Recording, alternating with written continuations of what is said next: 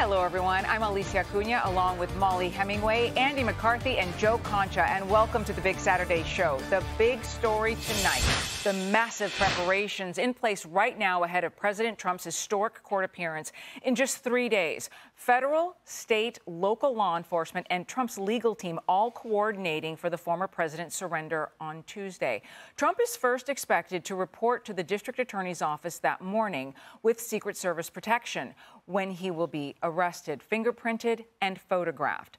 The former president's son defended him on Fox and Friends this morning and pointed to what he calls the dangers of allowing Manhattan DA Alvin Bragg's politically motivated witch hunt to set a new standard for justice. Watch this. This will happen to every single Republican. I mean, change the name Donald Trump to whoever's sitting in that #1 seat, and you better believe that their family's going to get attacked, and their friends are going to get attacked, and their cabinet members are going to get attacked, and they're going to be slandered and smeared, and the other side's going to pay for fake dossiers, and they're going to try and impeach them. This is what they do. They weaponize the legal system. Meanwhile, the United States Secret Service and the NYPD have been negotiating how best to deliver a former president to the Manhattan courthouse. And the president's detractors may be disappointed that sources say he won't be handcuffed. Here's Trump's former acting attorney general on what to expect. Obviously, there's major security risks anytime a former president is in public, and the Secret Service legitimately wants to minimize that. At the same time, we hear all the time how no one's above the law, and so you have to, when somebody's charged with a crime, you have to put them through the typical process of an arraignment and recording their information. And so I think it's just a negotiation from those that are protecting Donald Trump and those that need to do their jobs. Okay, we are going to rely heavily on the expertise of Andy McCarthy here, who's going to help guide us through all of this and what to expect on Tuesday. And Andy, first, what should we expect to see? What should Americans expect to see? But also, what should they not expect to see? Well, I like that question because this is not, for those who think this may be January 6th, Part 2, that is not going to happen. This one, probably less than half a square mile of Lower Manhattan, has seen every single big terrorism trial that we had in this country from like 1993 through 9/11. They know how to do this. They know the NYPD is very good at this. There'll be security. So it will not get out of control like some people predict it will. As far as what will happen with the president or the former president, he will be brought, there'll be negotiation between the Secret Service and the NYPD. They're very good law enforcement agencies. They coordinate together all the time. A lot of Secret Service protectees spend a lot of time in New York, so this is not anything new in terms of having these two agencies cooperate. The district attorney's office is in the criminal courthouse. It's basically the same building. So he'll be brought into the building through some coordination between the agencies. They'll have a room where the NYPD will be there. He'll be fingerprinted and photographed just like every defendant who comes into the system.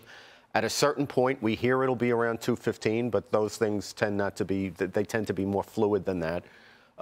But he'll be brought to a courtroom where a judge will conduct an arraignment. He's being arrested on an indictment.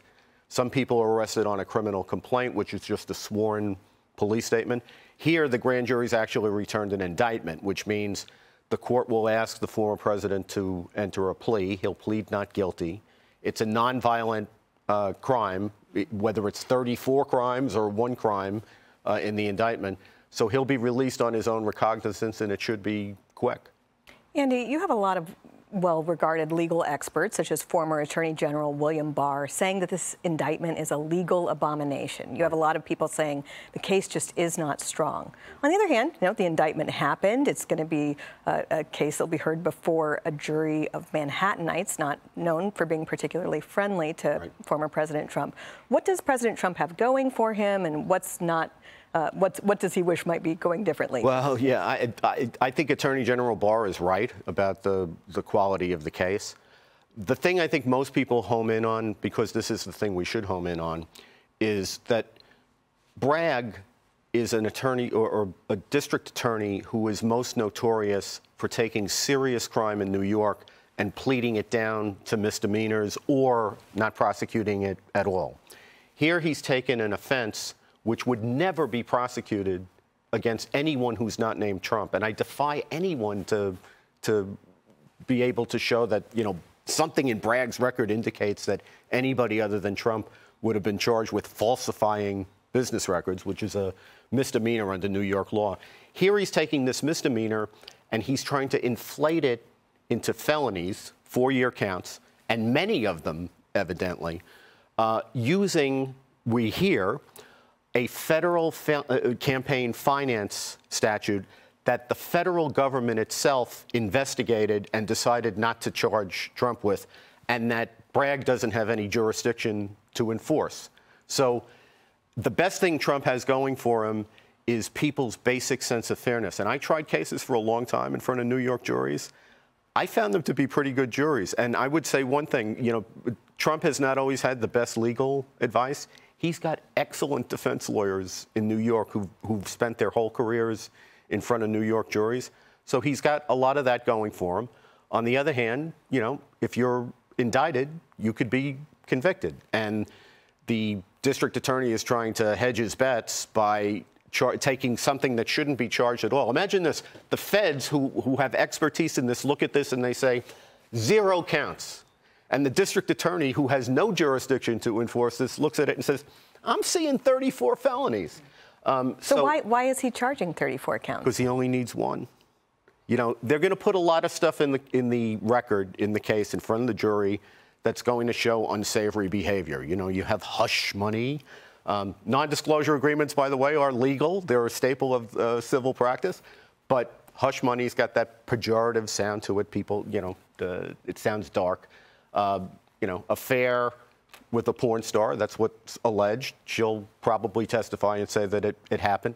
So there's a lot of icky stuff about the case, right? So what you hope, if you're the prosecutor, is 34 counts. We'll have some jurors who hate Trump so much that they won't acquit him, even if that's what the law requires. You'll have some jurors who will try to follow the law, which would probably lead them to acquit. And if they get deadlocked, what happens in trials is the judge brings them in and instructs them, you know, you got to go back and try to resolve this case, because if you don't resolve it, we're just going to have to do it all over again with 12 more people. And that's a lot of pressure. What ends up happening is a lot of juries compromise. And if you are holding out to acquit Trump, if you say, I'll convict on 1 count, but we'll acquit on 33, and that'll send a message of what a bad case this is. As far as the state's concerned, that's a win. They want him to be a convicted felon. So that's the game. Andy, Manhattan voted for Donald Trump in 2020, something like 12% of the vote he got in this very, very deep blue city. Right. So why should anybody suspect, and I know you said that New York juries can be good, but in a place that's so overwhelmingly liberal, in this environment, given who Donald Trump is and the reactions that he evokes from certain people, how can we possibly be confident that this will be a fair jury? We can't. And I think his claim is going to be that the whole system is rigged against him. You know, look, if the district attorney is rigged against him, why shouldn't you assume that the district attorney who picked this place to have the trial didn't factor in that he thought this was the best jury and maybe this was the best judge as well? And I think we'll hear Trump's lawyers, again, are going to be very effective, and they will paint it that way. But what I'm saying as somebody who spent 20 years trying cases in front of New York juries is that if the case actually does get tried, people have a sense of fairness. And these New Yorkers will not be being asked, do you want Donald Trump to be president? They'll be being asked, do you want him to be convicted for something that, number one, the state doesn't have evidence for, and number two, they've hauled him in when they would never have hauled anybody else who wasn't named Donald Trump in on this piece of, you know, whatever. Well, and Andy, we were talking about this before, that there are legal minds from both ends of the political spectrum saying that this is a weak case. Right. But is it fair to say that this is not nothing? It's not nothing where, you know, look, to get an indictment, you have to convince a grand jury that there's probable cause. Now, everybody says grand jury will indict a ham sandwich, but there's got to be something there for them to indict. But it doesn't mean that it's a crime beyond a reasonable doubt, which is what the jury will be asked to resolve. Got it. Thank you. And we are going to continue this conversation. Hey, Sean Hannity here. Hey, click here to subscribe to Fox News YouTube page and catch our hottest interviews and most compelling analysis. You will not get it anywhere else.